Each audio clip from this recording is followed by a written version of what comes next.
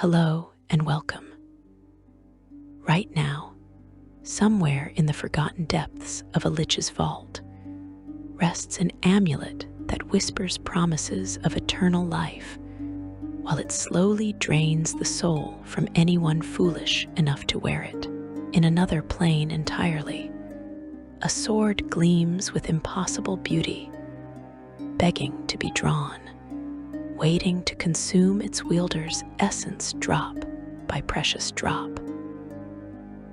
These are not mere magical items gone wrong. They are something far more sinister, far more deliberate. They are cursed artifacts, and they have destroyed more heroes, toppled more kingdoms, and rewritten more history than any dragon or demon ever could. You stand at the threshold of understanding something that adventurers throughout the ages have learned too late. The difference between a magical item and a cursed relic is not simply a matter of beneficial versus harmful effects. No, the distinction runs far deeper, cutting into the very fabric of how magic interacts with mortal will, divine purpose, and the fundamental laws that govern reality itself. Understanding the curse when you hold a standard magical item, you grasp an object that has been imbued with power through ritual, enchantment, or divine blessing.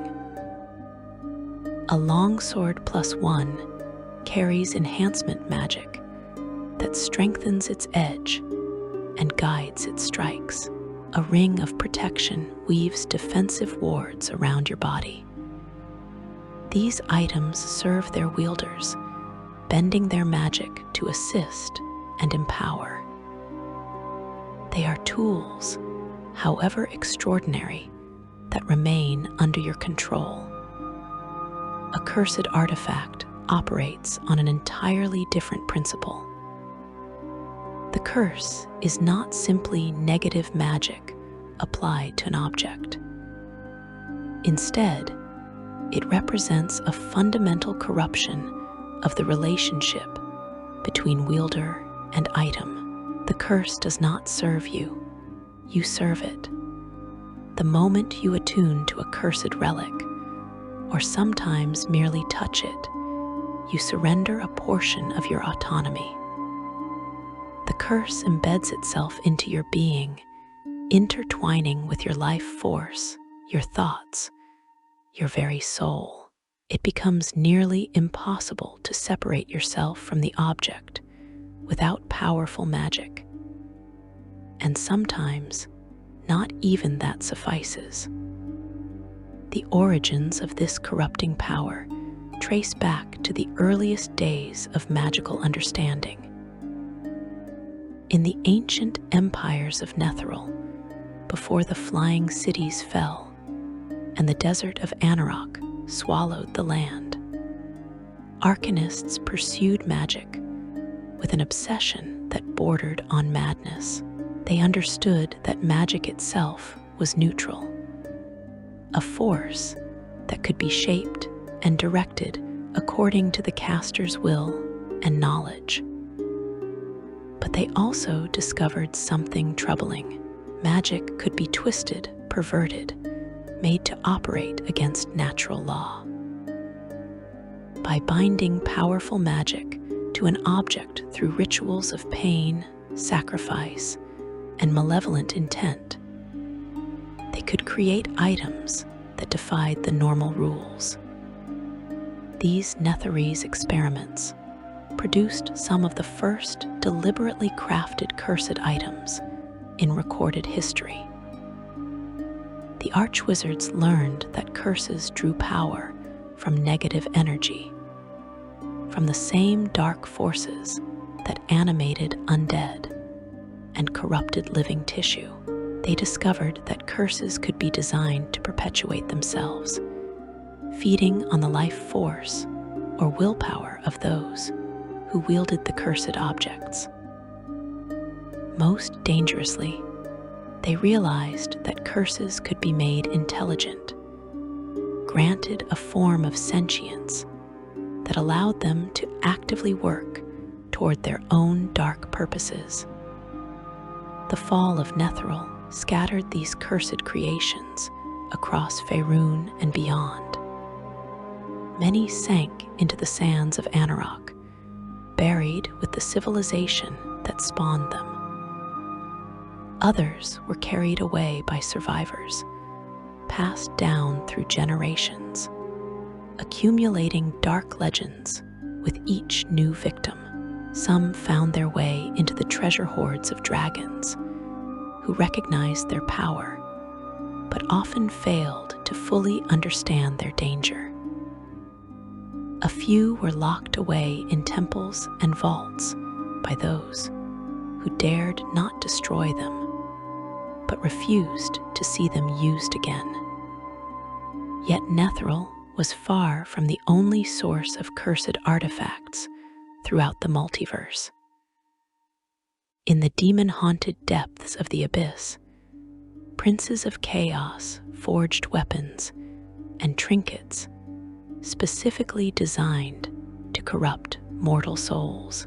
These items carried the essence of demonic power, and wielding them meant allowing a fragment of the abyss itself to take root in your being. The demon lords understood that mortals were often their own worst enemies.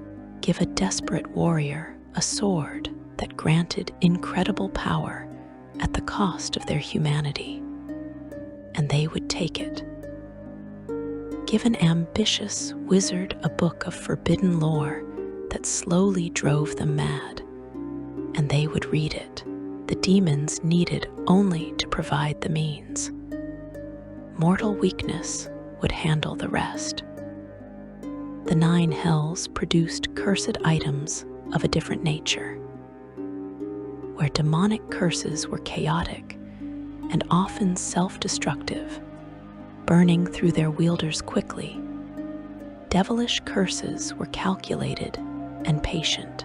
A ring forged in the fires of Nessus might grant its wearer protection from harm for years, decades even, slowly binding their soul through an iron contract they never consciously agreed to.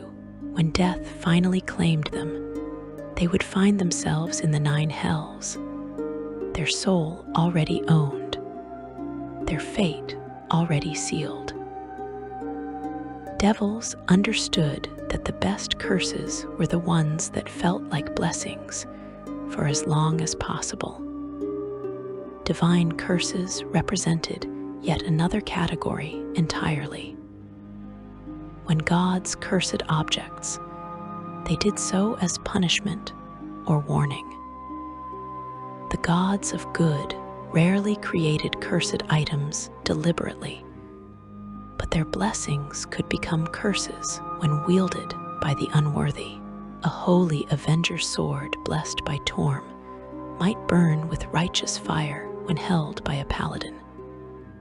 But in the hands of an evil warrior, that same blessing becomes a curse, searing flesh and driving the wielder toward increasingly desperate acts. The gods of evil, however, showed no such restraint. Sirik, the Prince of Lies, delighted in creating cursed items that appeared beneficial, that promised truth and power while delivering madness and betrayal. Beyond intentional creation, some cursed artifacts arose from tragedy and trauma. When beings of immense power died violently, especially if they perished while gripped by strong emotions like hatred, fear, or despair, their death could corrupt nearby objects. A king murdered by his trusted advisor might find his crown becoming a cursed relic, driving all future wearers to paranoia and betrayal. A powerful wizard killed by her own experiments might leave behind robes that slowly drain the life from anyone who wears them, as her dying curse echoed through the fabric itself. The plane of Ravenloft, that demiplane of dread ruled by the dark powers, produced curses of particular potency. In that realm of Gothic horror, curses were woven into the very reality. The dark powers themselves sometimes manifested curses as rewards or punishments for those trapped in their domains. These curses transcended normal magical limitations. They could not be dispelled by standard magic. They persisted through death and resurrection. They adapted and evolved to counter attempts to break them. A cursed artifact from Ravenloft carried a fragment of that plane's fundamental wrongness, spreading corruption wherever it went. The identification of cursed items proved notoriously difficult. Standard divination, magic often failed to detect curses, especially powerful ones.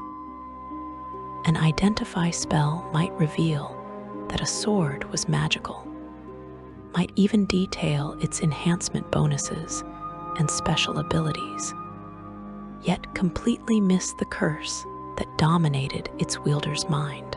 This was not a failure of the divination magic itself, but rather a testament to how curses operated.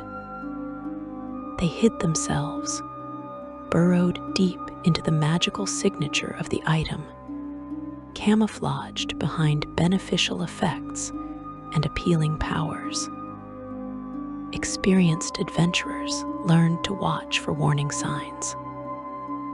Items that seemed too powerful for their apparent rarity often carried hidden curses. A simple-looking ring that granted flight without requiring attunement deserved extreme suspicion.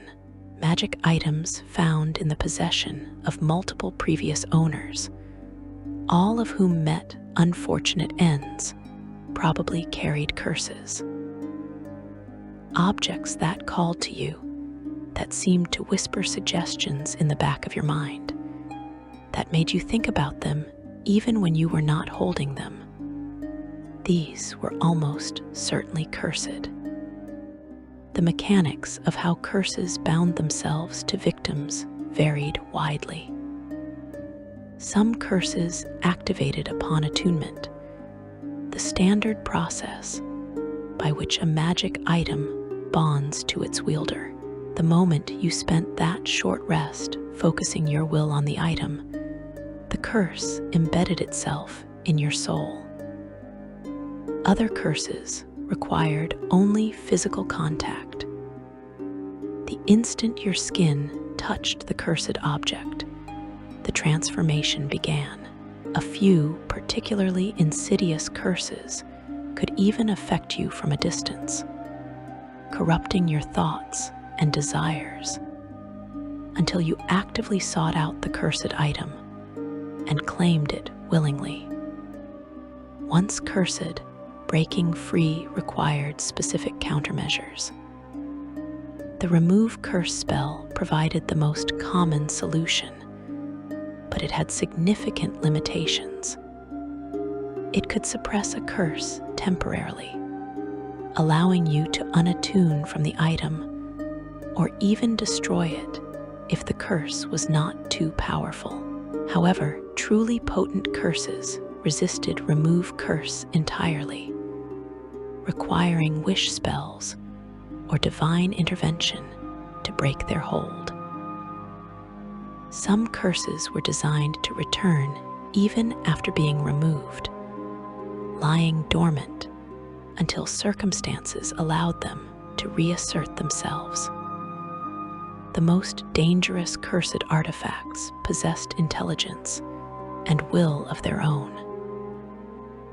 These sentient cursed items were not merely objects carrying harmful magic.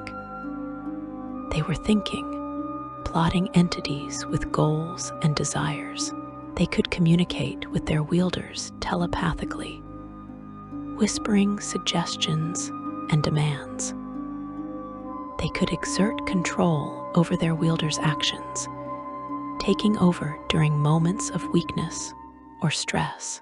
They could even abandon wielders who proved insufficiently useful, calling out to new victims who might better serve their purposes. Sentient cursed items often had elaborate backstories that explained their malevolence. A sword forged from the fang of an ancient demon might carry a fragment of that demon's consciousness, forever seeking to corrupt and destroy.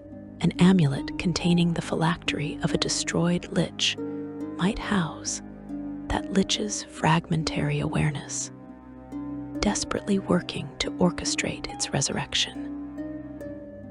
A crown worn by a tyrant king during his final, madness-driven years might have absorbed his paranoid cruelty, now inflicting those same qualities on every new wearer. The categorization of cursed items helped scholars understand the threats they posed. Curses of compulsion forced wielders to take specific actions against their will. You might find yourself unable to unhand a cursed sword, forced to draw it in every combat situation, no matter how inappropriate. Curses of transformation slowly changed your physical form or mental state, turning paladins into blackguards, innocent scholars into power-mad tyrants, living creatures into undead abominations. Curses of attraction made the item impossible to discard, ensuring it stayed with its victim no matter what they did. You could throw a cursed ring into the ocean, only to find it mysteriously returned to your finger the next morning. Curses of vulnerability provided perhaps the cruelest deception. These items appeared beneficial, granting bonuses to armor class or saving throws or damage output. But hidden beneath those benefits lay deadly weaknesses. These curses operated in ways that made warriors feel protected right up until the moment their hidden vulnerability proved fatal. The sudden revelation of such weakness often came too late to save the cursed individual's life. The geography of cursed artifacts spread across every corner of the D&D multiverse. In Faerun, certain regions became known as cursed item hotspots. The ruins of Myth Draenor, once the greatest elven city, now held countless cursed relics among its treasure. The Underdark's twisted passages concealed artifacts corrupted by centuries of exposure to the far realm's reality-warping influence. The Shadowfell, that plane of darkness and despair, produced cursed items almost naturally, as the plane's inherent gloom seeped into objects and transformed them into tools of suffering. Eberron presented its own unique cursed artifact traditions. The devastated wasteland of the Mournland, created by a magical catastrophe that destroyed an entire nation in a single day, spawned cursed items with unprecedented frequency. Objects that survived the disaster often carried lingering corruption, mutated magic that operated by rules no wizard could predict. The inspired of Ridra, under the influence of the quarry dream spirits, deliberately created cursed items as weapons against their enemies, designing them to appear beneficial while slowly destroying the wielder's mind and will.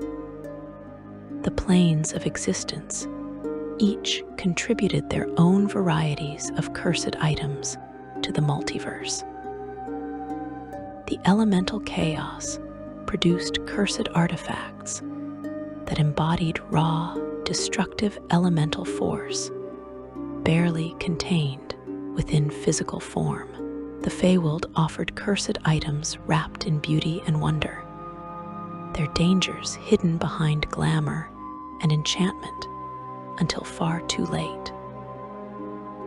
The astral plane held cursed items that had drifted there after their creators died or their civilizations fell, accumulating centuries of negative energy from the psychic winds that scoured that timeless realm. Even the gods themselves were not immune to the dangers of cursed artifacts. The deity Monder, the Darkbringer, god of rot and decay, was ultimately destroyed in part due to his own cursed creations turning against him. His various seeds of corruption, items designed to spread his influence, eventually became anchors that allowed his enemies to track and attack him directly. The lesson was clear. Cursed items were dangerous to everyone, even their creators. Once unleashed, they followed their own logic, their own drives, caring nothing for the intentions of those who made them. Throughout history, heroes and villains alike have sought cursed artifacts despite understanding the dangers. The power they offered often seemed worth the risk. A warrior facing an overwhelming enemy might willingly take up a cursed sword if it meant saving their kingdom, accepting damnation as the price of victory. A wizard desperate to master forbidden magic might open a cursed tome knowing it would corrupt them, believing they were strong enough to resist or clever enough to find a loophole. Almost always, they were wrong. You must understand this fundamental truth about cursed artifacts. They are not tools waiting to be used. They are not challenges to be overcome through willpower or cleverness. They are entities with their own existence, their own purposes, their own hunger. When you claim a cursed artifact, you are not gaining an advantage. You are entering into a relationship where you are, at best, a junior partner, and at worst, merely a vessel for the curse to inhabit while it pursues goals you may never fully comprehend. The study of cursed artifacts occupies entire libraries in certain scholarly institutions. The Candlekeep Library maintains an entire wing dedicated to cataloging known cursed items, recording their effects, tracking their movements throughout history. The lore keepers there understand that knowledge represents the first and best defense against cursed artifacts.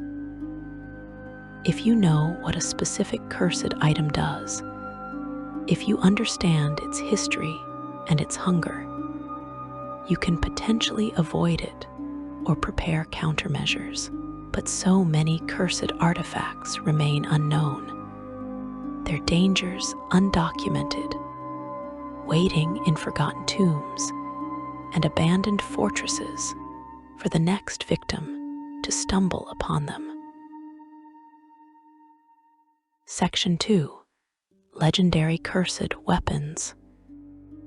The blade rests in your hands, perfectly balanced, its edge sharp enough to split a falling hair. Power thrums through the metal, a promise of strength beyond mortal limits. You feel invincible. You feel complete. What you do not yet feel is the corruption seeping into your soul with every heartbeat. The curse taking root in the deepest parts of your being. This is how legendary cursed weapons claim their victims, one glorious moment at a time. Among all cursed artifacts throughout the multiverse, cursed weapons hold a special place of infamy. They are personal, intimate. A cursed ring might sit forgotten on your finger for hours, but a cursed sword becomes an extension of your arm, your will, your identity as a warrior. These legendary blades have toppled empires, corrupted heroes, and rewritten the fate of entire worlds. Their stories serve as warnings that power always comes with a price, and that price is almost never worth paying. The Sword of Kaz stands as perhaps the most infamous cursed weapon in all of D&D history. To understand this blade, you must first understand the betrayal that birthed it. Vecna, the greatest lich who ever existed, ruled an empire of undead and terror. His power rivaled that of gods. His knowledge encompassed secrets that could unmake reality itself. Yet for all his might, Vecna trusted one being above all others.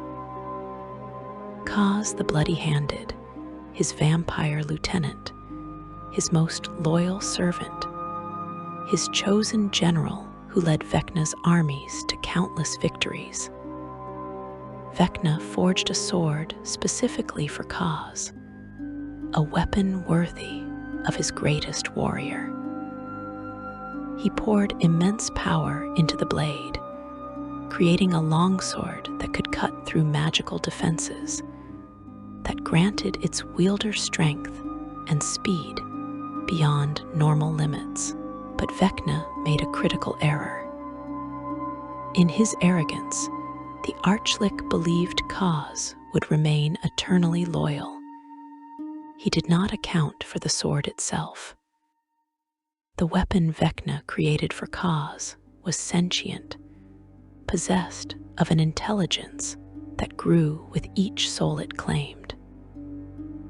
Based on what scholars have pieced together from fragmented accounts, the sword developed its own ambitions, its own desires. It whispered to Kaz during quiet moments, planting seeds of doubt about Vecna's leadership, suggesting that Kaz himself deserved to rule. The sword worked on the vampire's mind over years, decades, slowly eroding loyalty and replacing it with ambition and resentment. The betrayal, when it finally came, shook the foundations of the multiverse. Kaz confronted Vecna in his own throne room, the cursed sword singing in his hands. The battle between Lich Lord and Vampire Lieutenant raged with apocalyptic fury. Magic warped reality around them. The fortress they fought in began to collapse, pulled into multiple planes at once.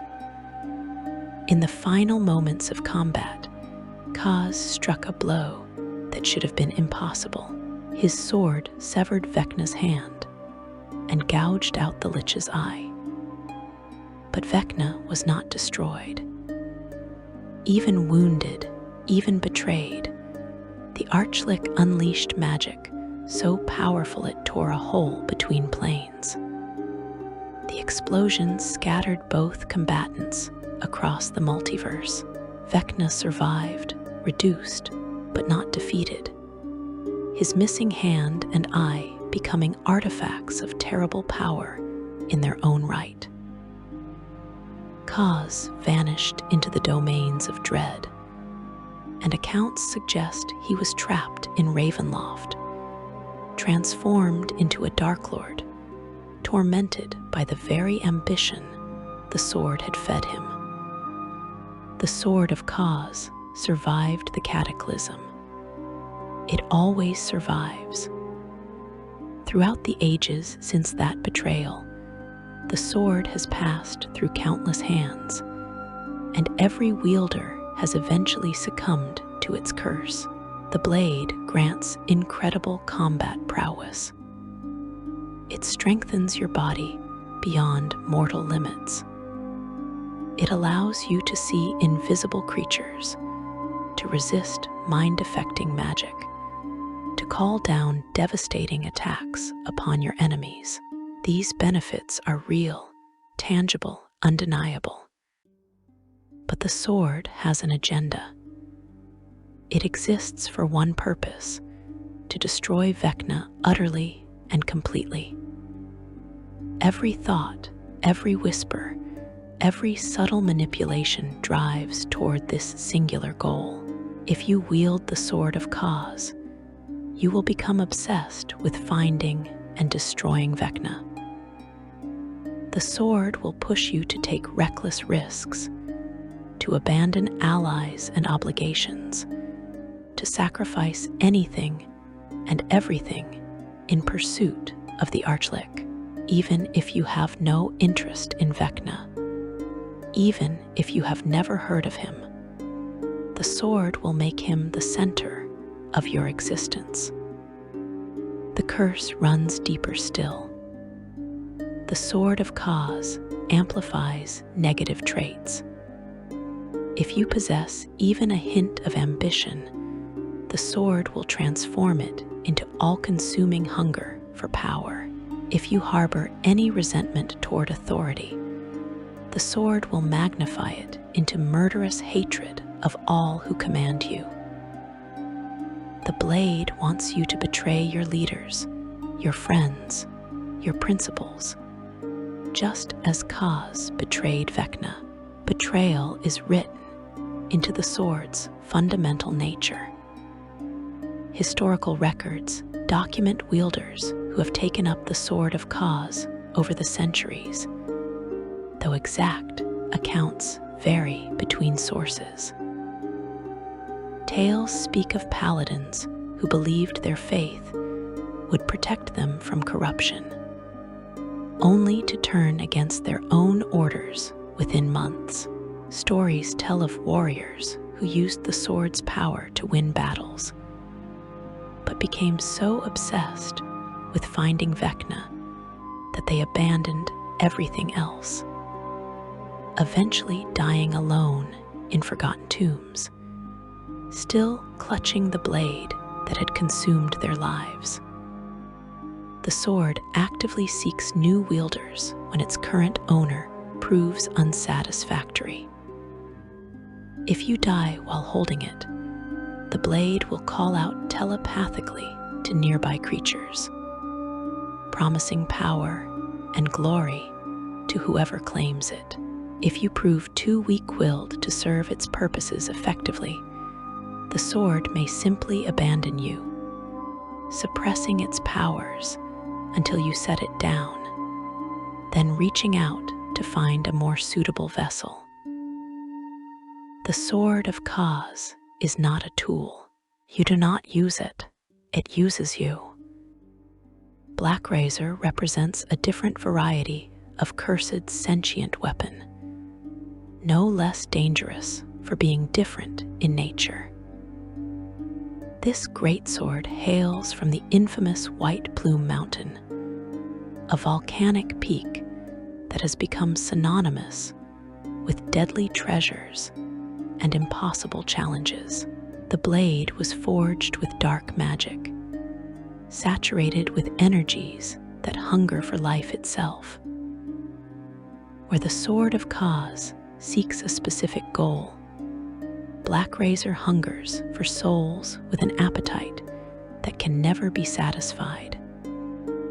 The blade appears as a greatsword of extraordinary craftsmanship. Its metal so black it seems to absorb light itself. Runes of power spiral along its length, pulsing with dark energy. When you hold Black Razor, you feel its hunger immediately.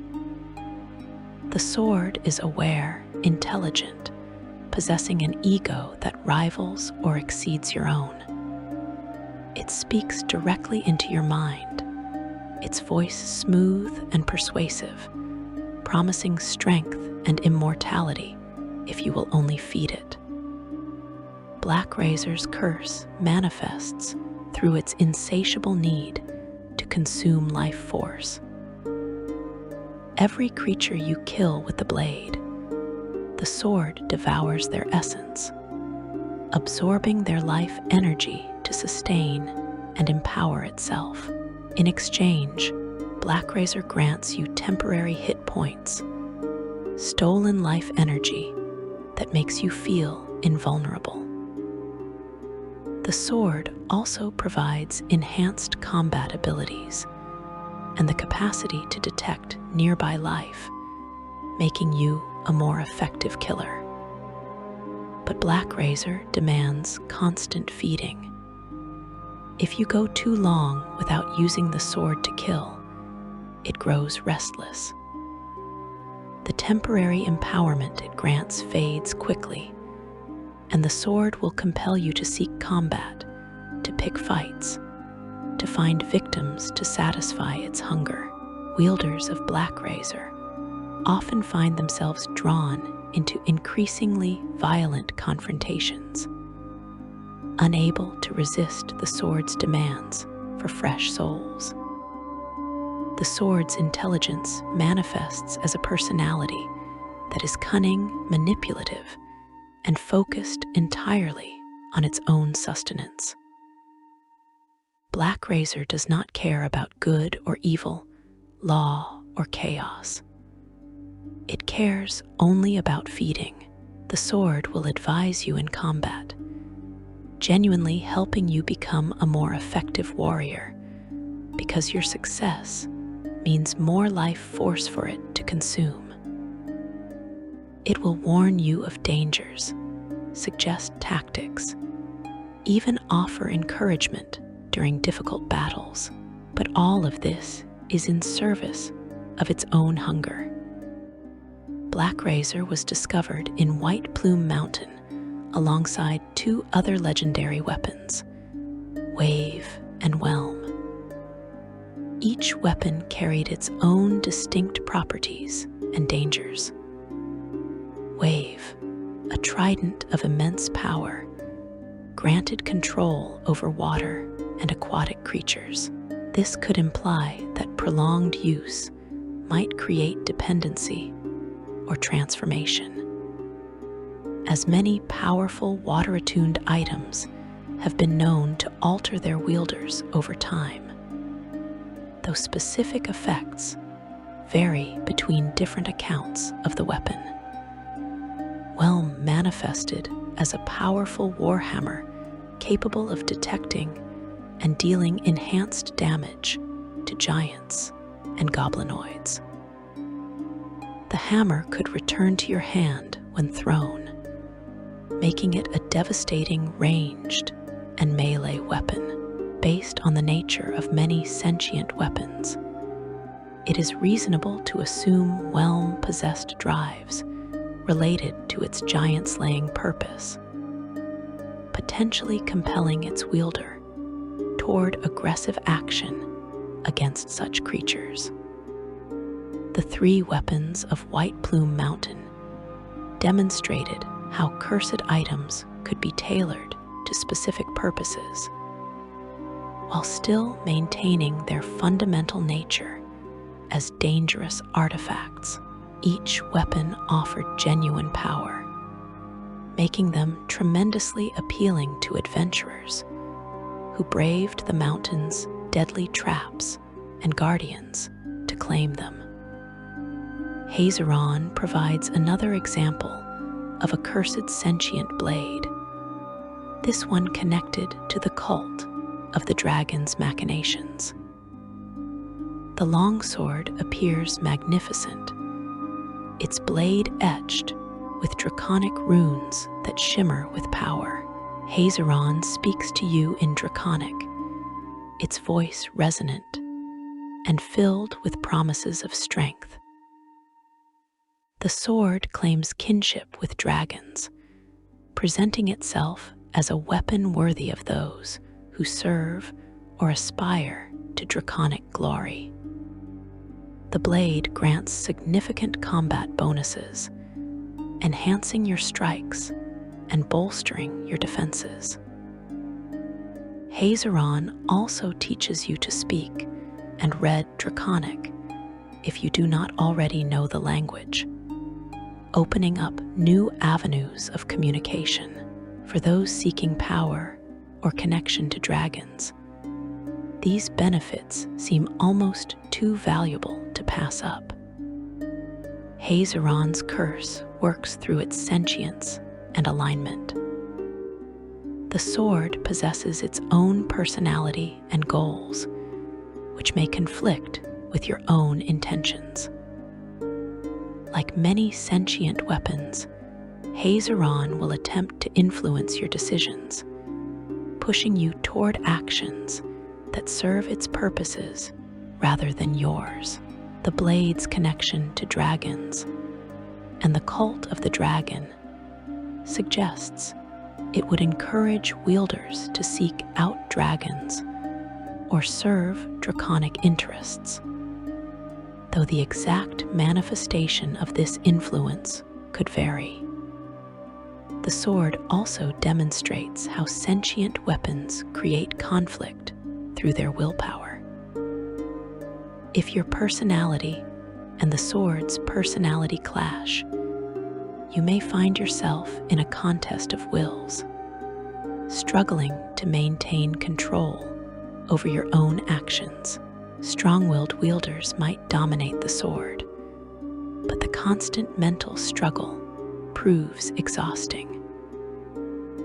Weak-willed wielders risk being dominated by Hazeron, becoming little more than vessels for the blade's agenda. Beyond these documented examples, legends speak of other cursed weapons scattered throughout the multiverse. The axe of the Dwarvish Lords, one of the most powerful weapons ever forged by dwarvenkind, carries properties that make it both tremendously beneficial and potentially destructive. While the exact nature of any curse upon this legendary weapon remains a matter of scholarly debate, its power is undeniable, and such power rarely comes without cost. Tales from the Icewind Dale region tell of Crenchenibbon, also called the Crystal Shard, an artifact of immense power that could create towers and dominate minds. This artifact drew power from light itself, particularly sunlight, and accounts suggest it corrupted wielders with ambitions of conquest and empire. The shard would push you to build, to expand, to dominate, never satisfied with what you controlled, always demanding more territory and subjects. Whether this artifact should be classified primarily as a weapon or as a broader implement of power remains open to interpretation among scholars. Throughout history, smiths and wizards have attempted to create cursed weapons deliberately, seeking to harness their power for specific purposes. Some succeeded in controlling their creations, at least temporarily. Most learned the hard way that cursed weapons, once made, cannot be unmade, cannot be fully controlled, and will ultimately turn on their creators. The process of forging such weapons often requires terrible sacrifices, blood magic, soul binding, pacts with fiends. These are the tools of the cursed weaponsmith. Some weapons are quenched in the blood of innocents during their forging. Others have souls bound into their metal, creating the sentience that makes them so dangerous. A few are forged in places of power, on battlefields where thousands died, in temples defiled by great acts of evil, in forges built over portals to the lower planes.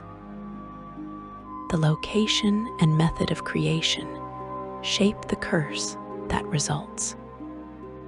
You might wonder why anyone would willingly take up a cursed weapon, knowing the dangers involved. The answer lies in desperation, in hubris, and in the weapon's own seductive power. A warrior facing an enemy they cannot defeat by normal means might accept the curse as the price of victory. A hero might believe themselves strong enough to resist the corruption, confident that their willpower or their righteousness will protect them.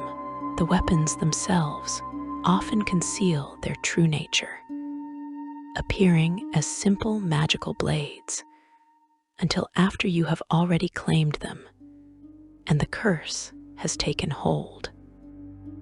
The multiverse contains countless legends of cursed weapons still waiting to be found. Blades buried in forgotten tombs, axes sealed in magical prisons, spears lost in the depths of the ocean. Each one calls out, seeking new wielders, new souls to corrupt and consume. The cycle never ends.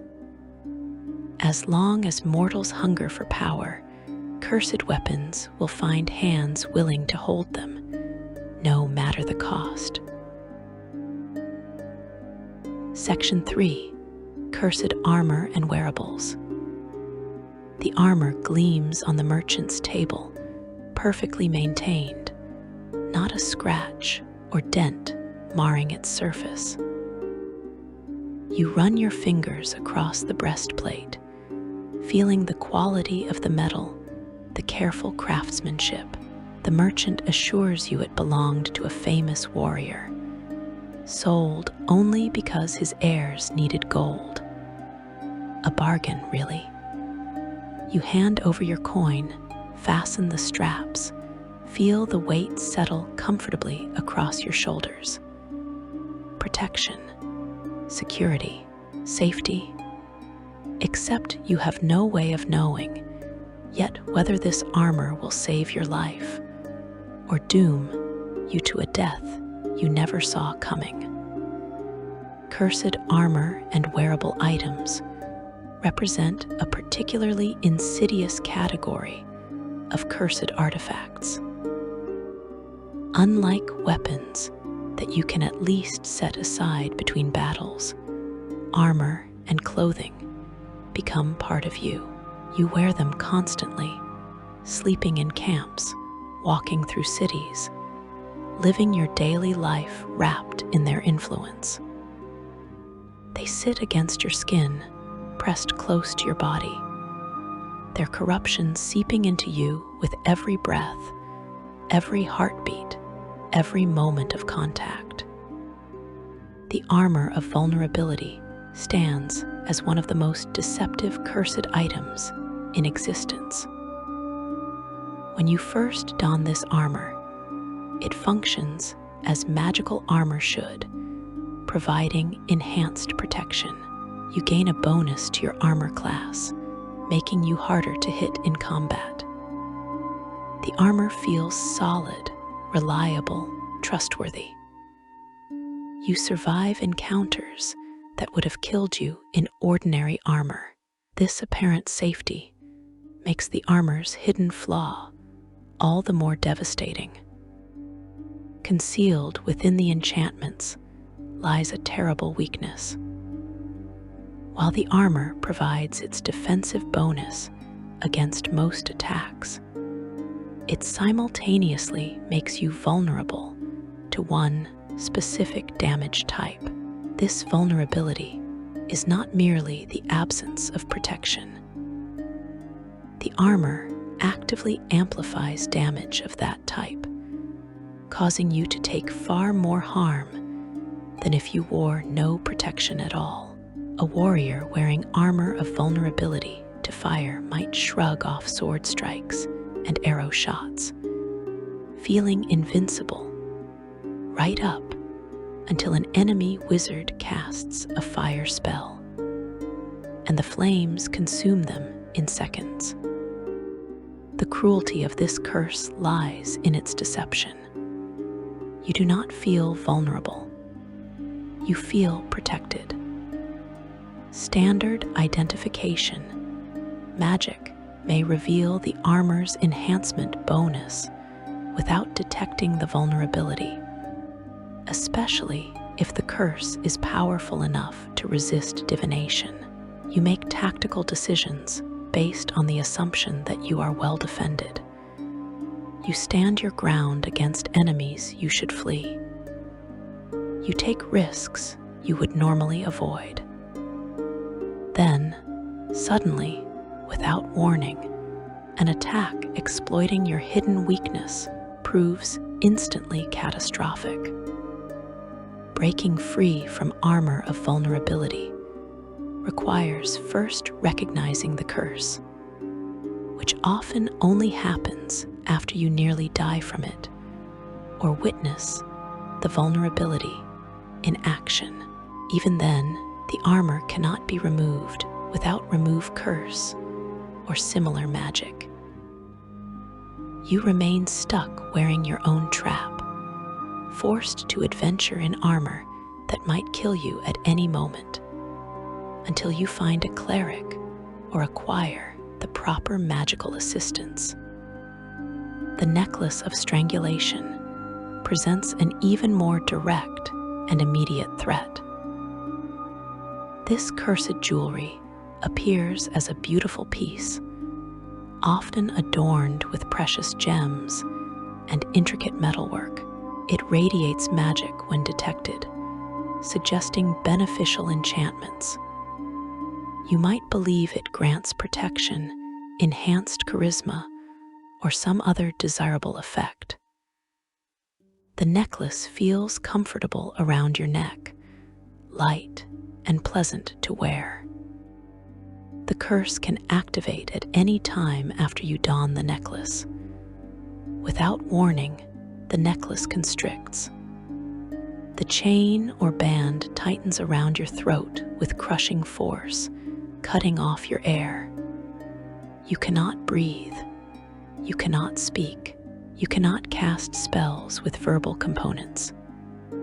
Your hands fly to your neck, trying desperately to pull the necklace free, but it resists all attempts at removal.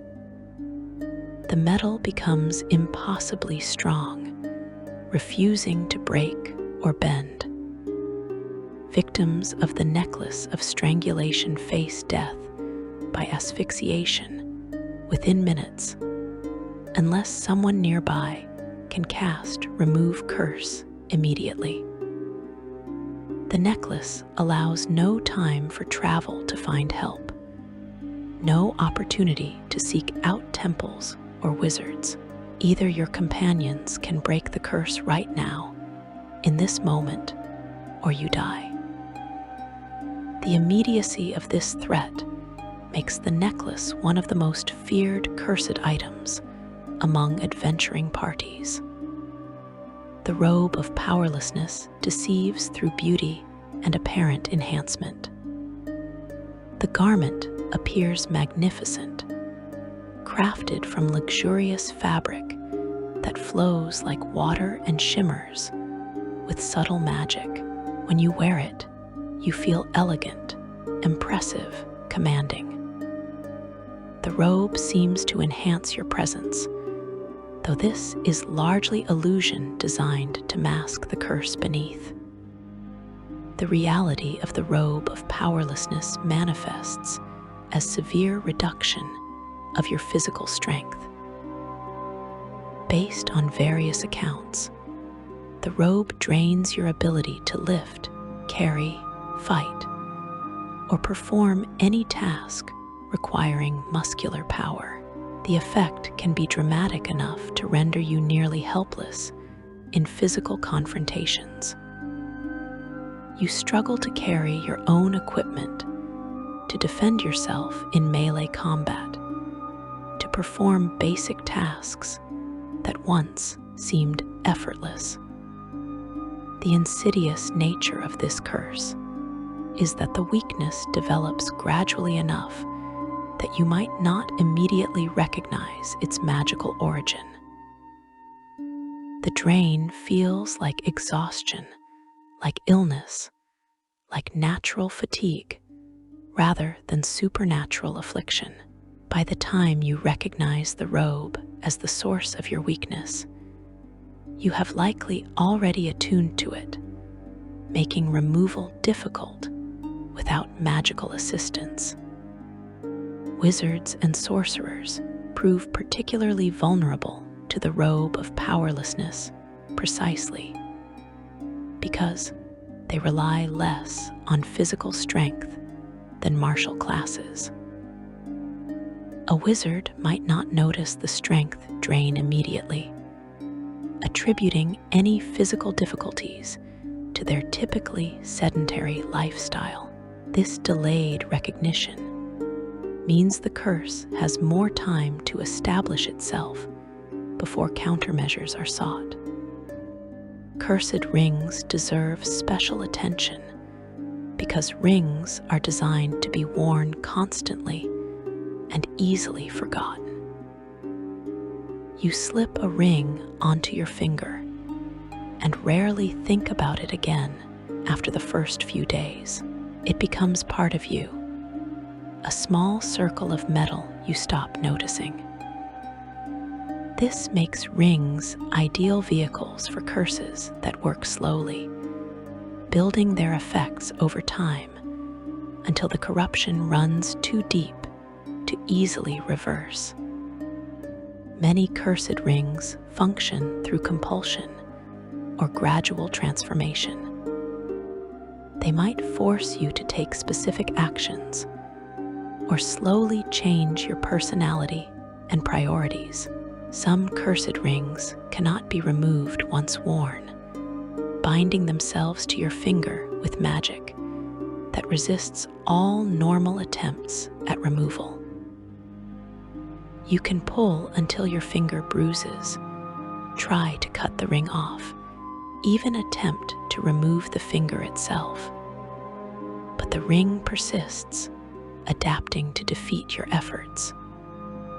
Cursed crowns and circlets target leadership and authority, making them particularly dangerous to nobles, kings, and those who command others. These items often appear as magnificent pieces of royal regalia, beautiful enough to tempt rulers seeking to project power and legitimacy. Once worn, cursed crowns can gradually drive their wearers to madness, paranoia, or tyranny. Historical accounts, though difficult to verify completely, suggest multiple kingdoms have fallen because their monarchs wore cursed crowns. The transformation from wise ruler to paranoid tyrant can unfold over years, making it difficult for subjects to recognize that external corruption, rather than character flaw, drives their leader's descent into madness. By the time the curse is identified, the damage to the kingdom may already be irreparable. Cursed cloaks and mantles prey on adventurers' desire for mobility and concealment.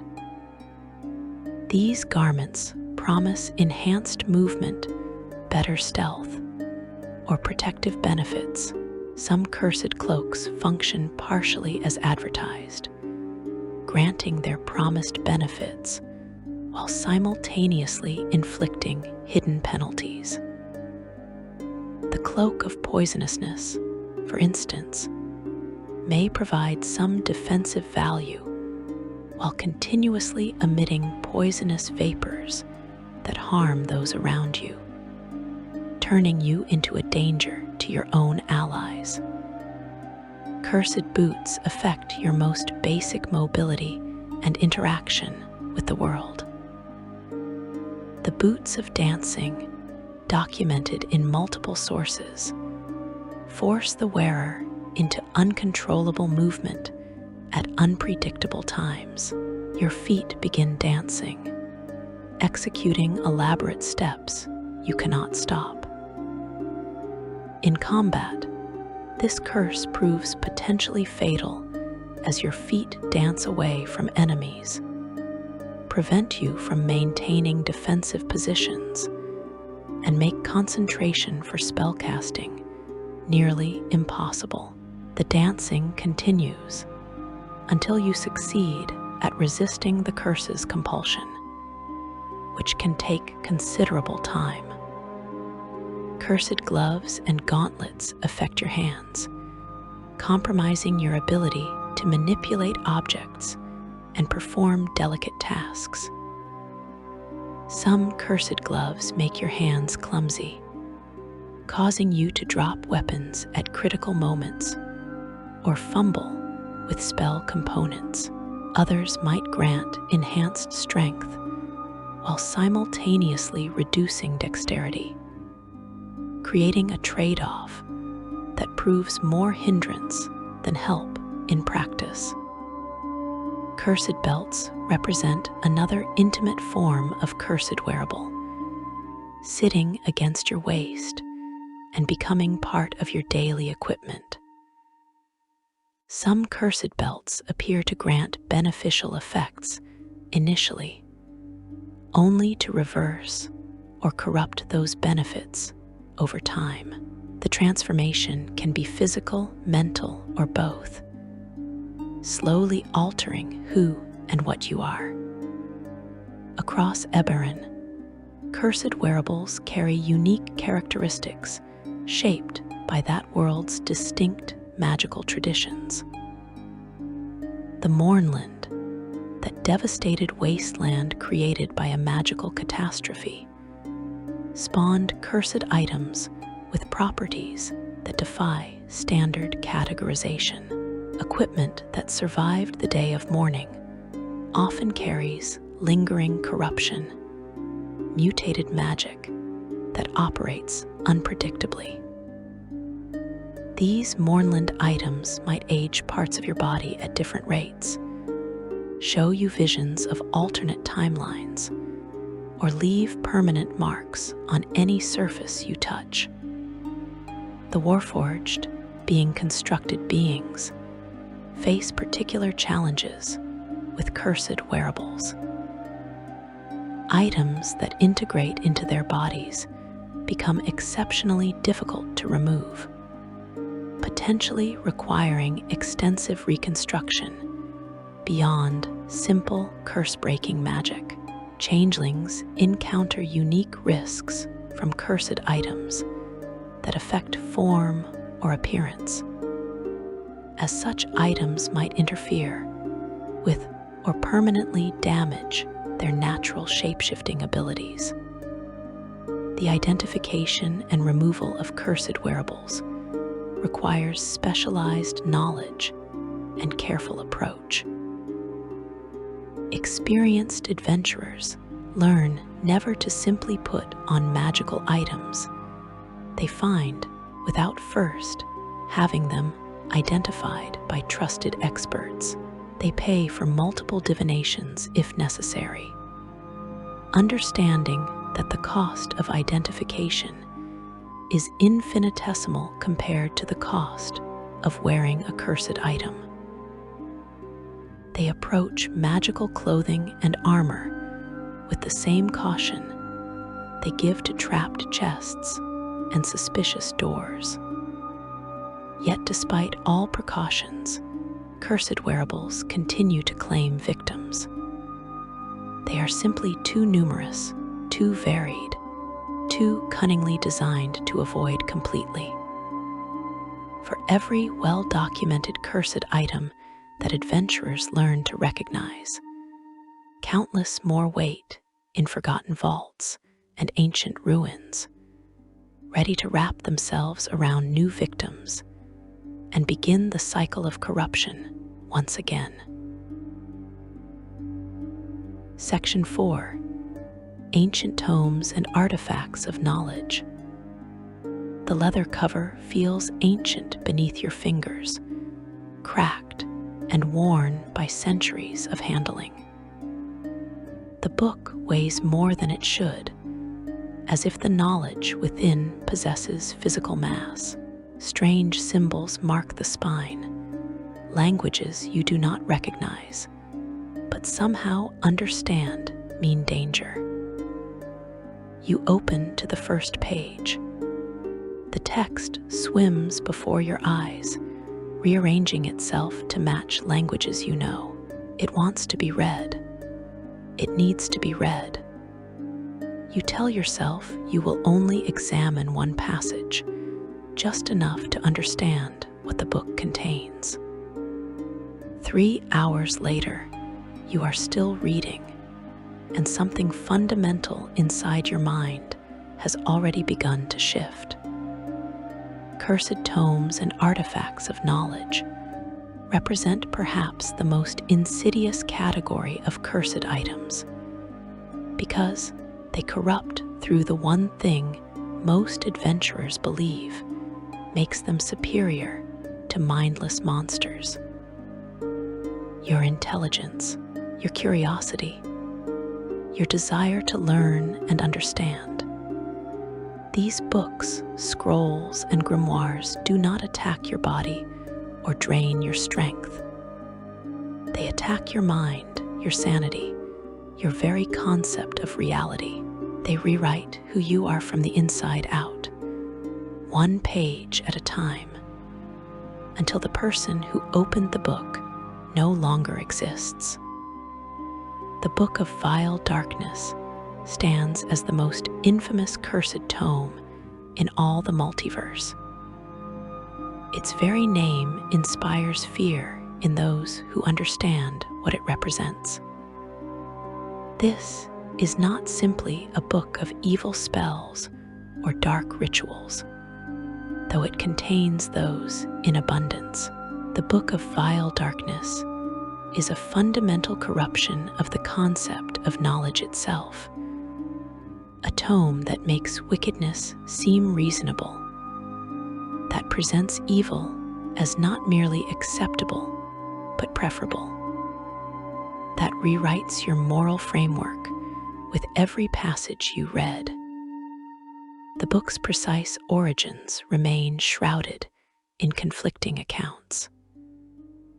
Some scholars believe it was penned by a fallen paladin or cleric who turned from good to embrace darkness, pouring all their accumulated knowledge of evil into a single comprehensive work. The exact identity of this author has been lost to history, or perhaps deliberately obscured. What remains clear is that the book was crafted using materials that themselves carried corruption. Accounts suggest the pages were made from skin, the ink mixed with blood, the binding stitched with hair. Though whether these details represent literal truth or symbolic description of the book's evil nature remains debatable. Reading the Book of Vile Darkness changes you. The transformation begins subtly. You find yourself agreeing with the book's arguments more than you expected. Actions you once considered unthinkable begin to seem reasonable under certain circumstances. Your empathy for others dulls, replaced by cold calculation of personal advantage. The book presents each step down into darkness as a small thing, barely worth worrying about. One compromise, one cruel choice, one innocent harmed for what seems like greater purpose. Each decision appears insignificant on its own, but together they form a path leading straight into damnation. The book actively resists destruction. Attempts to burn it fail as flames refuse to catch, or the book reforms after being consumed. Efforts to tear out its pages prove futile as the pages resist damage or regenerate if thrown into an ocean or sealed in a vault. The book has a tendency to reappear in the world, finding its way into the hands of new readers. The only reliable containment requires specially prepared magical vaults guarded by those who understand its danger. And even then, the book's influence can seep through wards and protections. Throughout history, the Book of Vile Darkness has corrupted countless readers. With each day spent studying it, your alignment shifts toward evil. A good-aligned individual who opens the book may find themselves becoming neutral, then evil.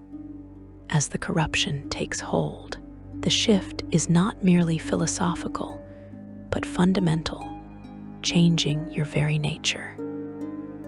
Spells that detect alignment reveal the transformation.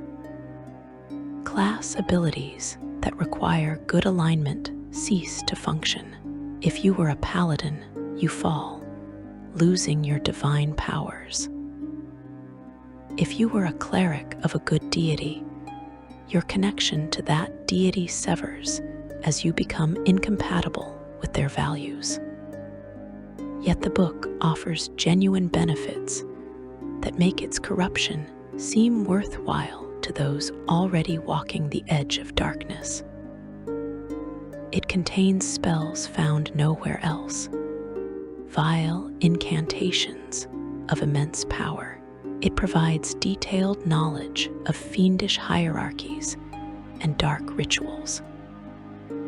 For those who embrace evil fully, the Book of Vile Darkness becomes an invaluable resource, a grimoire that elevates them from common villain to architect of suffering. The Demonomicon of Igwilv presents a different but equally dangerous form of cursed knowledge. Igwilv, also known by other names including Tasha, ranked among the most powerful wizards to ever live. She dedicated much of her exceptionally long life to studying demons, binding them, learning their secrets, and exploiting their power. Her research culminated in the Demonomicon, a comprehensive tome detailing everything she learned about the abyss and its inhabitants. The Demonomicon contains accurate, detailed information about demon lords, their domains in the abyss, their strengths and weaknesses, their habits and desires. This information has genuine utility. Wizards who study the Demonomicon can summon specific demons with far greater success than those working from inferior texts. They can negotiate more effectively, exploit known vulnerabilities, and navigate the political complexities of the abyss. All of this comes at the terrible cost of prolonged exposure to demonic essence channeled through the book itself. Reading the Demonomicon corrupts you with chaotic energy. Your thoughts become more disordered. your behavior grows increasingly erratic and unpredictable. You develop strange compulsions and inexplicable urges. The madness is not immediate or obvious in its early stages. You remain functional, capable of complex reasoning and planning, but your priorities shift. You become willing to take greater risks for smaller rewards. You develop a fascination with chaos for its own sake, finding beauty in destruction and randomness. Extended study may eventually attract the attention of demon lords themselves, who recognize the Demonomican's influence and view you as a potential servant or vessel. The book's physical form reflects its chaotic nature. Different copies of the Demonomican are never quite identical, with pages appearing and disappearing, text rewriting itself, and illustrations shifting when unobserved. The book sometimes adds new sections on its own, documenting demon lords who have risen to prominence since Igwulf's time, or providing updates on ongoing conflicts in the abyss. This self-updating quality suggests the Demonomican possesses some form of connection to the abyss itself, drawing information directly from that plane of chaos. Igwulf herself survived her work on the Demonomican and became one of the most powerful beings across multiple planes. She conquered nations, bound demon lords, including the mighty Grazd, and left a legacy that continues to influence wizardry. But her survival came at tremendous cost. The Demonomican's corruption marked her permanently. Her alignment became chaotic evil, her methods cruel and unpredictable. Whether she truly survived her research intact, or whether the being calling itself Igwulf is merely what remained after the real woman was consumed by demonic influence, remains a question scholars debate. Beyond these two most infamous examples, numerous other cursed tomes circulate throughout the multiverse, though documentation of many remains incomplete or contradictory. Cursed books often share certain characteristics that help identify them. They frequently possess unusual weight or presence. They may show text that shifts to match the reader's native language. They often resist casual identification magic, hiding their true nature behind layers of protective enchantments. They feel compelling, creating subtle urges to continue reading even when you know you should stop. The mechanics of how cursed tomes corrupt their readers operate through sustained exposure rather than single dramatic moments. Unlike a cursed weapon that might take control immediately upon being grasped, cursed books work slowly. Each page read, each passage studied, adds another layer of corruption. The gradual nature makes the curse harder to recognize and resist. You do not wake up one morning suddenly evil. Instead, you change incrementally, each small shift seeming reasonable in isolation, until you look back and no longer recognize the person you have become. Protection against cursed tomes requires different strategies than protection against cursed weapons or armor.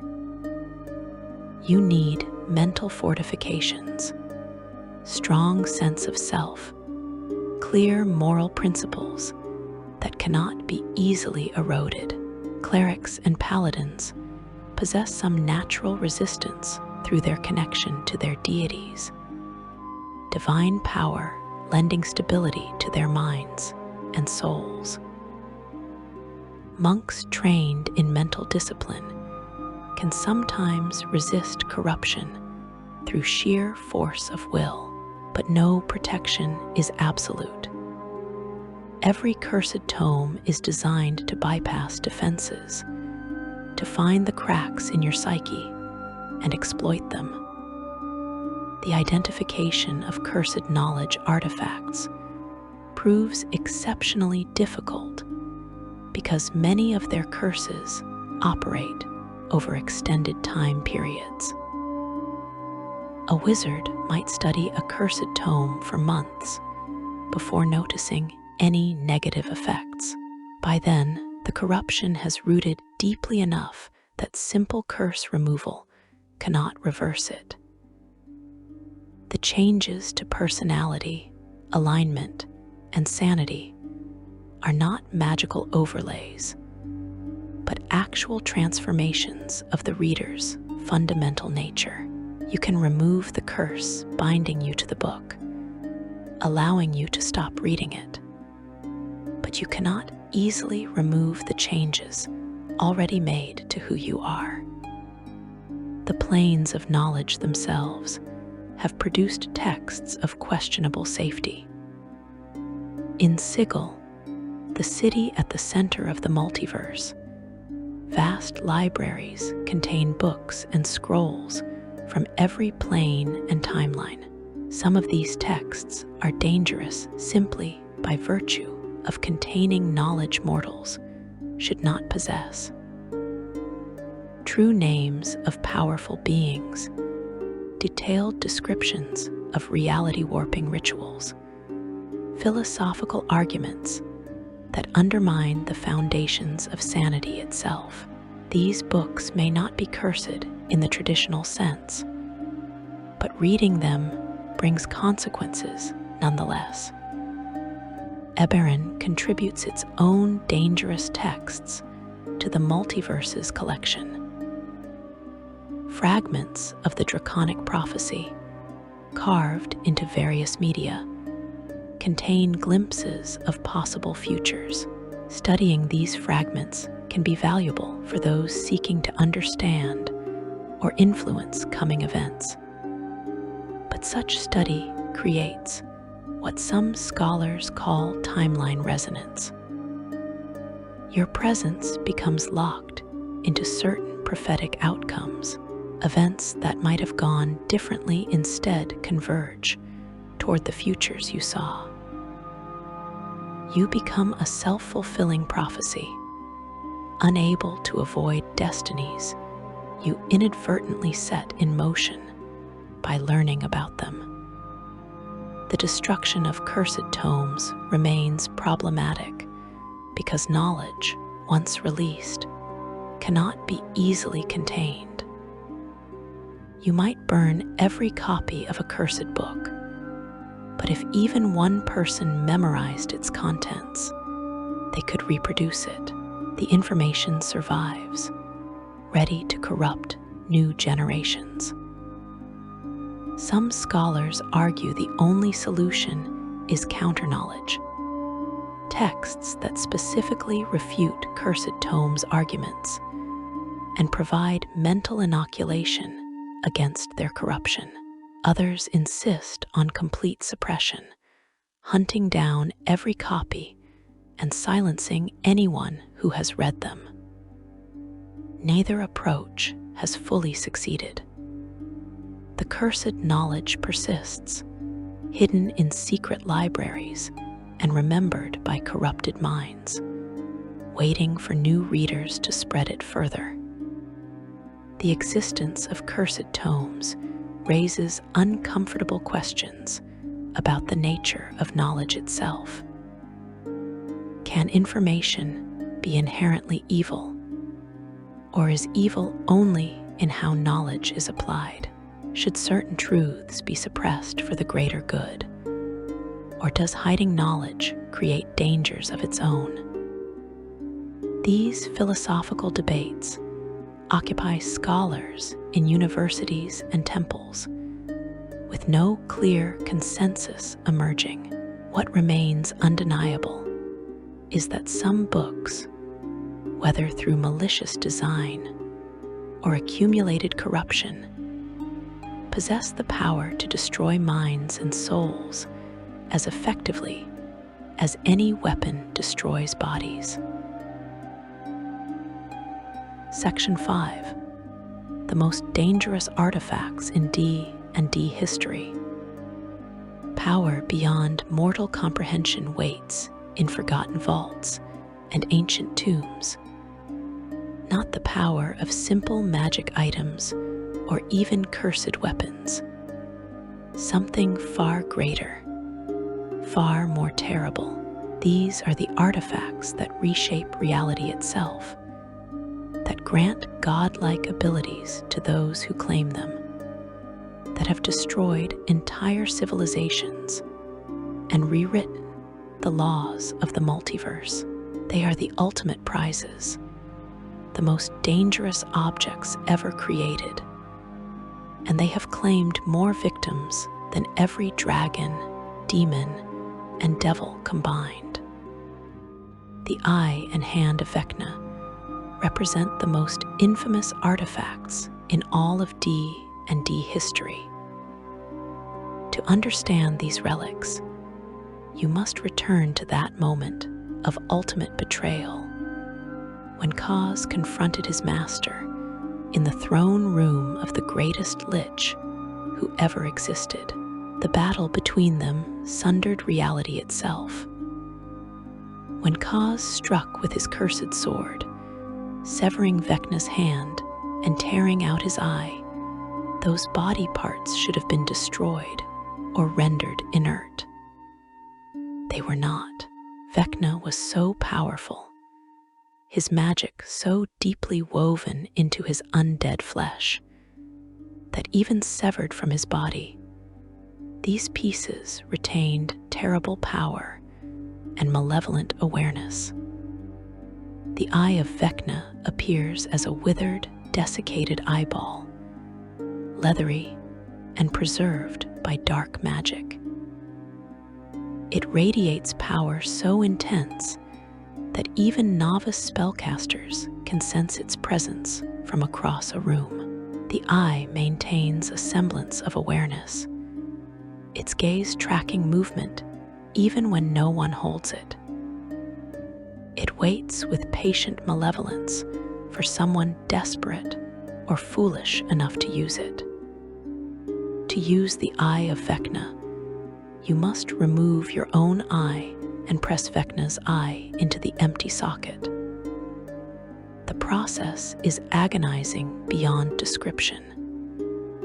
The eye attaches itself to the socket, magical connections extending into your optic nerve and brain, integrating with your nervous system.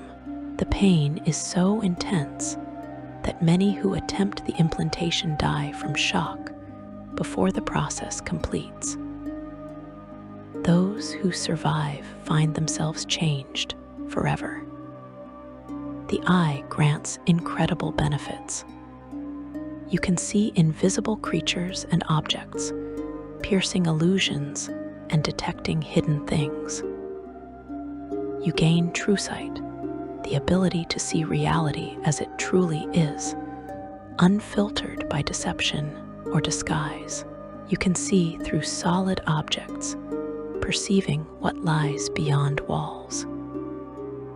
You can even perceive magic itself, watching the flow of arcane energy through objects and living beings. These abilities make you tremendously powerful, granting information advantages that can determine the outcome of any conflict. But the eye is not a tool.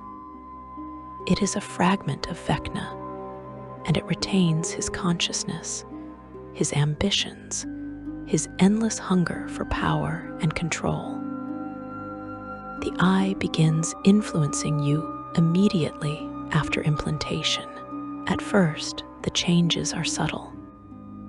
You find yourself more interested in necromancy and the pursuit of immortality through undeath. You begin studying secrets and hoarding knowledge obsessively.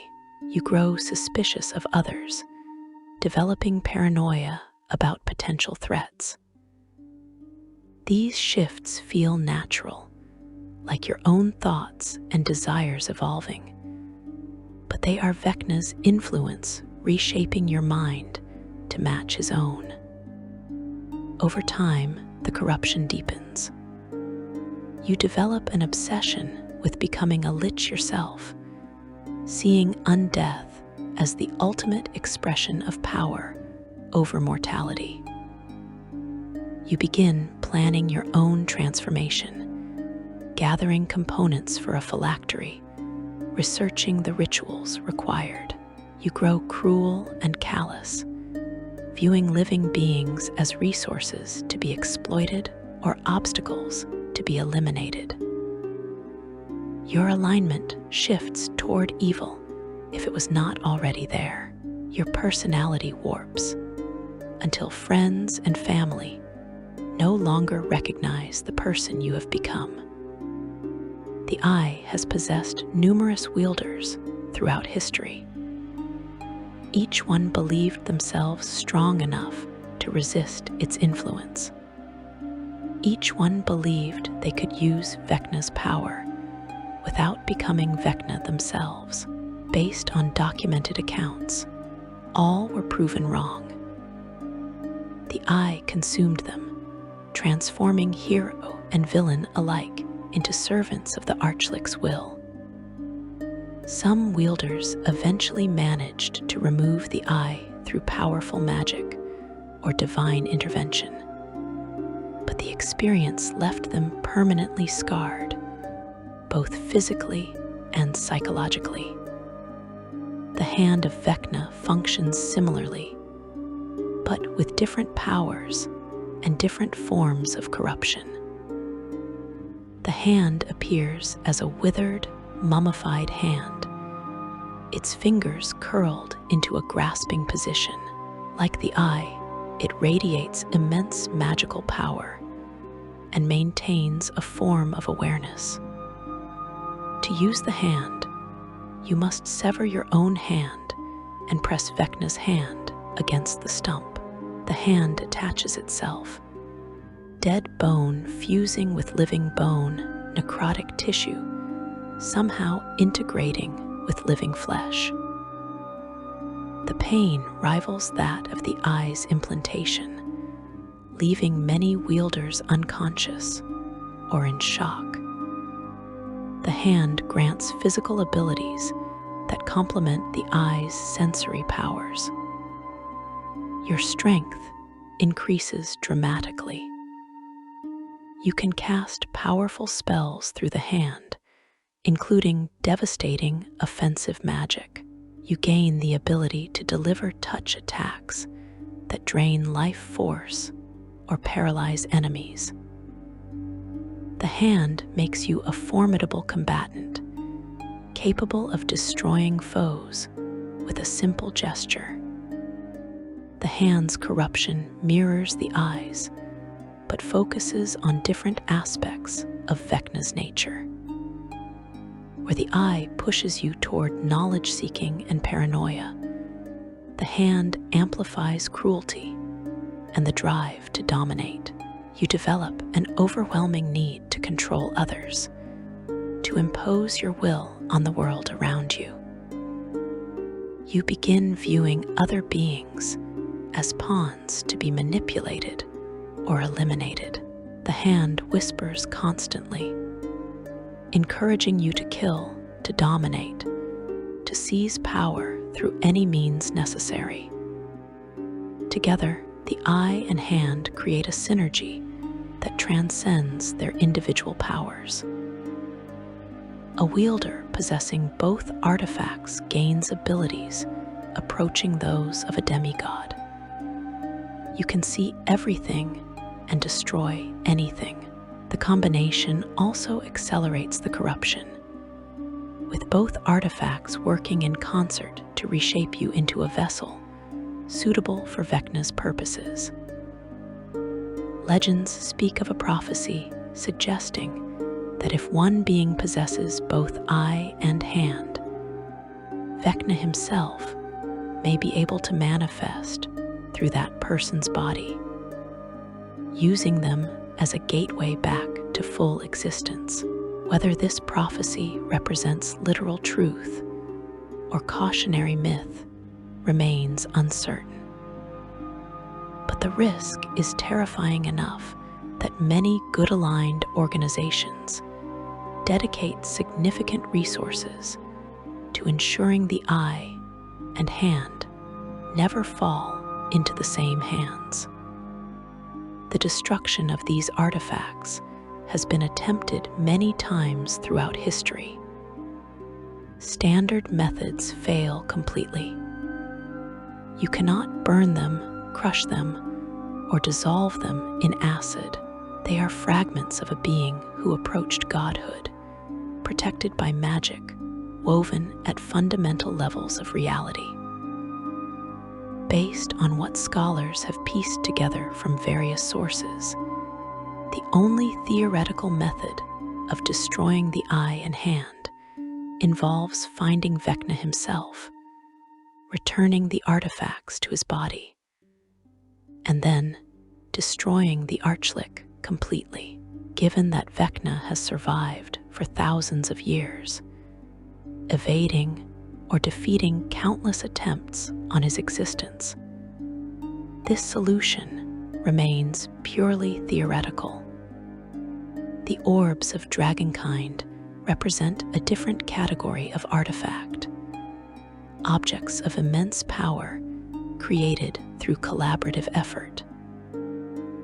During an age when dragons held unchallenged dominion, a group of powerful wizards grew desperate. They could not defeat dragons through direct confrontation. Dragon magic, breath weapons, and sheer physical might overwhelmed any conventional assault. The wizards needed a different approach, a way to turn dragon power against itself. Working together, these ancient arcanists created orbs designed to control dragons. The exact number of orbs of dragonkind varies between accounts, with some sources suggesting 5 were made originally, while others indicate additional orbs were crafted later. Each orb was designed to command dragons, to force them to obey, to strip away their free will, and reduce them to servants. The creation required enormous sacrifice, with wizards dying in the process and entire cities potentially being destroyed to gather necessary components. Each orb of dragonkind appears as a crystal sphere roughly 10 inches in diameter, carved with intricate draconic runes. The orbs glow with inner light, pulsing with contained magical energy. Different orbs are associated with different types of dragons, allowing control over specific dragon varieties. The orbs can be used to communicate with dragons across vast distances, to scry on their activities, and most powerfully, to dominate their wills and force them into servitude. To use an orb of dragonkind, you must attune to it, a process requiring significant magical ability and strength of will. The orb resists, testing you, trying to determine if you possess sufficient power to wield it. If you succeed in attuning, the orb grants you the ability to speak Draconic, protection against dragon breath weapons, and most importantly, the power to call dragons to you and dominate their minds. The curse of the orbs of dragonkind manifests in multiple dangerous ways. First, dragons become aware when you use an orb. Every dragon of the types the orb controls senses its activation, feels the compulsion, knows someone seeks to dominate them. This makes you a target for every dragon who values their freedom. Ancient dragons, powerful enough to level cities, will hunt you specifically to eliminate the threat you represent. You become marked for death by some of the most dangerous creatures in existence. Second, based on documented effects, the orbs gradually transform wielders into something more draconic. Your appearance changes, with scales developing on your skin and your eyes shifting to resemble those of dragons. Your personality adopts draconic traits, becoming more greedy, more territorial, more prone to violence. The transformation affects you both physically and psychologically, turning you into a hybrid being that is neither fully your original race nor truly dragon. Third, the orbs contain fragments of dragon essence, the consciousness of dragons killed or bound during the orb's creation. These fragments influence your thinking, planting draconic desires and priorities.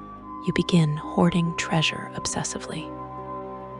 You develop territorial instincts, reacting with violence to perceived intrusions.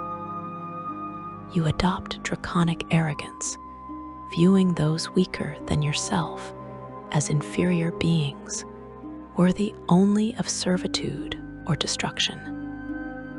Historical records document devastating consequences from orbs of dragonkind throughout the ages.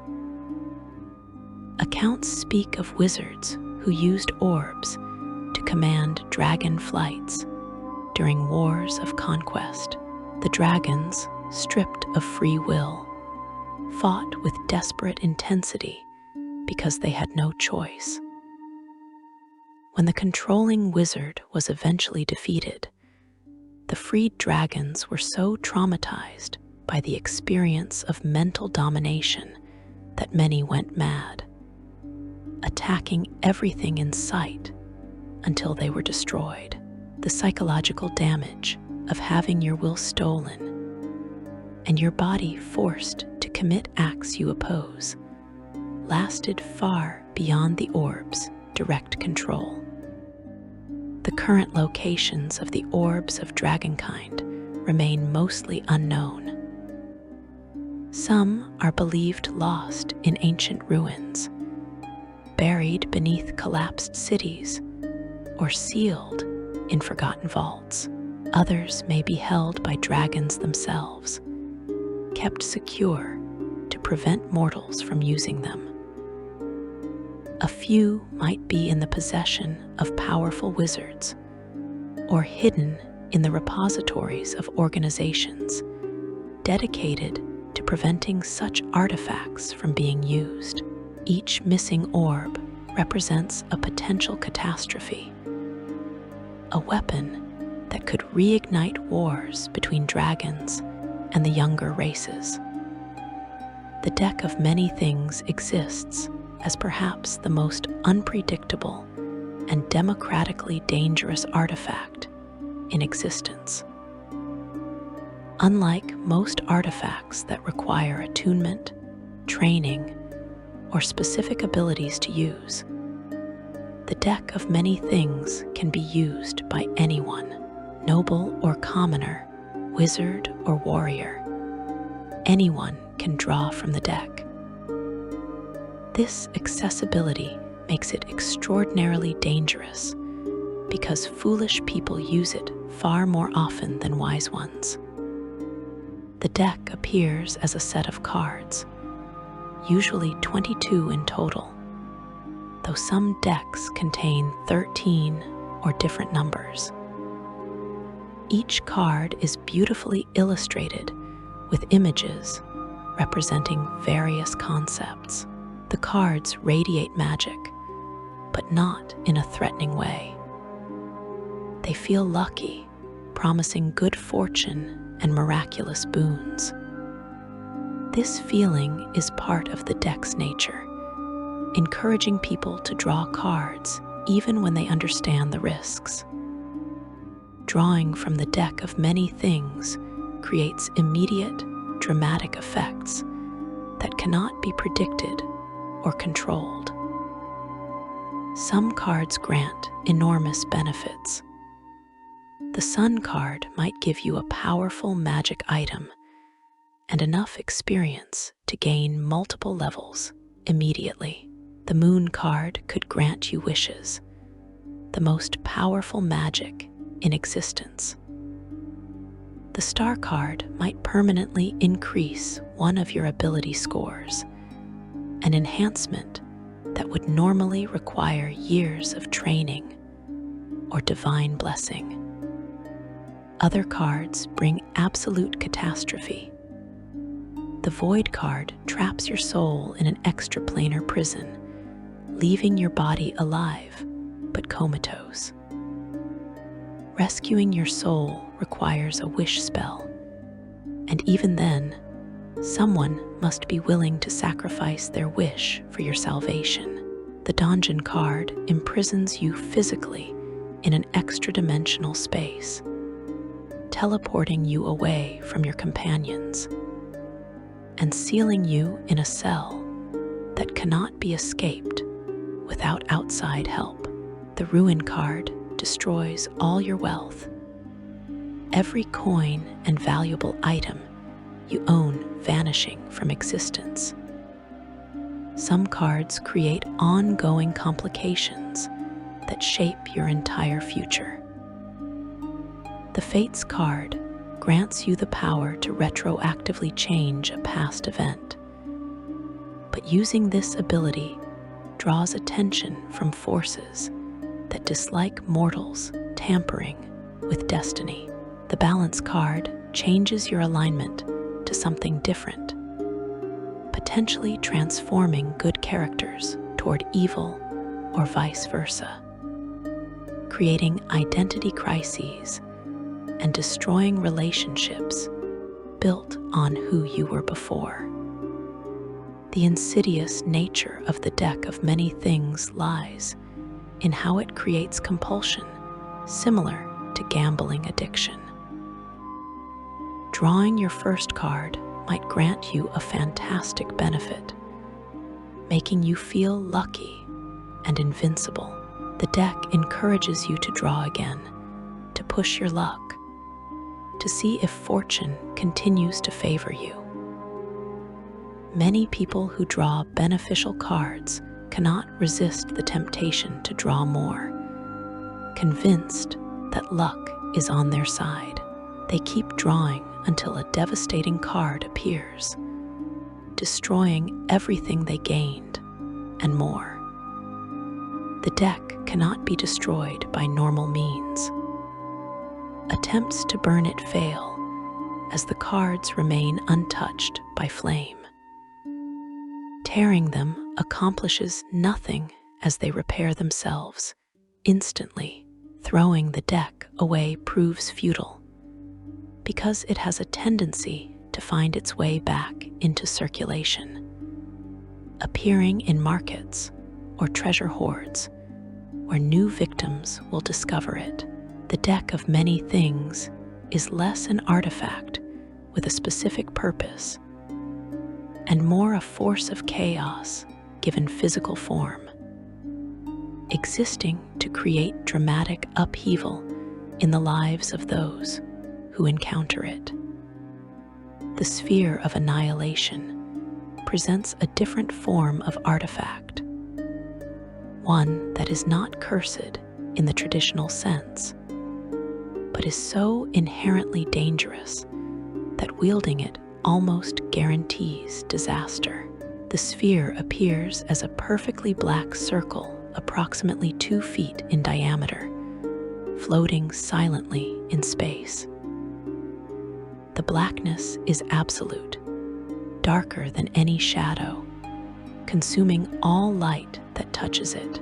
Looking at a sphere of annihilation creates an optical illusion, appearing as a hole in reality where nothing exists. This appearance reflects the truth.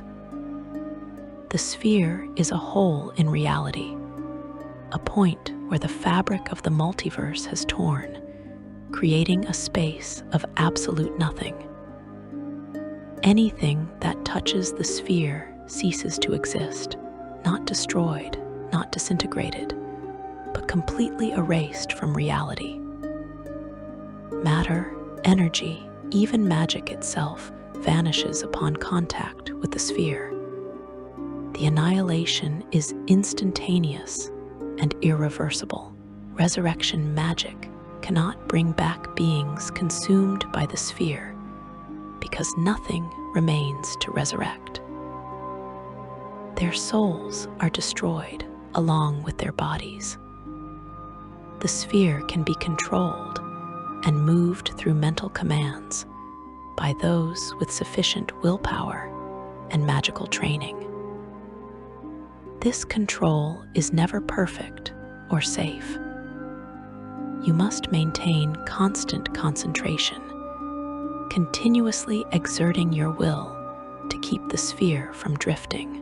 If your concentration lapses for even a moment, the sphere moves unpredictably, potentially consuming you or your allies. The mental strain of controlling a sphere of annihilation proves exhausting, draining your focus until maintaining control becomes increasingly difficult. Spheres of annihilation are sometimes found as components of elaborate traps in ancient dungeons. Civilizations used them to protect their most valuable treasures, placing spheres in corridors or chambers where they would consume intruders. Other times, spheres appear spontaneously in areas where the barriers between planes have weakened, reality tiers forming without deliberate creation. Based on what is known of their creation, powerful wizards can sometimes create them deliberately, though this requires magic of extraordinary power and typically costs the wizard their life. Beyond these most prominent examples, other dangerous artifacts populate the multiverse, each with their own unique threats. The artifacts discussed here represent only the most well-documented and universally recognized dangers. Countless other items of tremendous power exist in hidden vaults, forgotten ruins, and the treasure hoards of ancient beings. Each artifact carries the potential to reshape civilizations, corrupt heroes, and fundamentally alter the balance of power across the planes. Throughout the ages, these artifacts have shaped history in ways both grand and terrible. The hand and eye of Vecna have been held by arch-villains who used their power to conquer nations. The orbs of dragonkind have sparked wars that consumed entire continents. The deck of many things has elevated beggars to kingship and cast mighty heroes into oblivion. Each artifact represents power beyond mortal limits, and that power always comes with consequences that ripple across the multiverse. You stand now with comprehensive understanding of the cursed artifacts that inhabit the D and D multiverse. From simple cursed rings that refuse to come off your finger to artifacts of godlike power that reshape reality itself. These items share one fundamental truth. They are not tools. They are not resources. They are entities with their own existence, their own purposes, their own hunger. When you claim a cursed artifact, you are not gaining power. You are entering into a relationship where the artifact uses you as much as you use it. And the artifact is far more patient, far more experienced, and far more willing to sacrifice you to achieve its goals. The multiverse contains countless more cursed items, too numerous to catalog completely. Every dungeon might hide new curses. Every ancient ruin might contain artifacts whose dangers remain undocumented. The cycle continues endlessly, with new cursed items being created while old ones persist, waiting in darkness for their next victim. Knowledge remains your best defense. Caution becomes survival. Respect for these items' danger means the difference between life and corruption. I hope you enjoyed this deep exploration into the haunting power of cursed relics. If you found this journey through D and D's most dangerous artifacts valuable, please consider liking this video and subscribing to Lore D&D for more deep dives into the lore that makes this game so endlessly fascinating. Thank you for listening, and may your adventures be blessed with wisdom enough to recognize cursed artifacts before they claim you as their next victim.